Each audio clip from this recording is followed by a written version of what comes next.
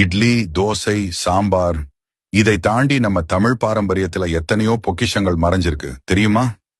அப்படிப்பட்ட 20 வகையான உணவுகளையும் அதன் அரிய நன்மைகளையும் பார்க்கலாம் வாங்க.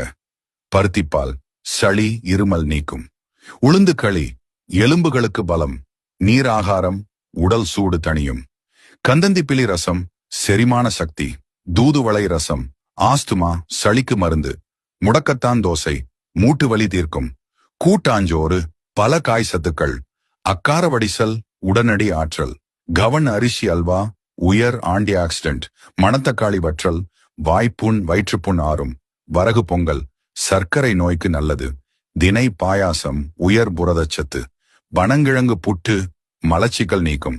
சுக்குமல்லி காஃபி தலைவலிக்கு நிவாரணம். இஞ்சி முரப்பா பசியை தூண்டும். ஆவாரம்பூ டீ சருமப் பொலிவு. திரட்டுப்பால் உடனடி புத்துணர்ச்சி. வல்லாரை துவையல் நினைவாற்றல் பெருகும். நார்த்தங்காய் சாதம் பித்தம் குறைக்கும். கேழ்வரகு கூழ் உடலுக்கு குளிர்ச்சி.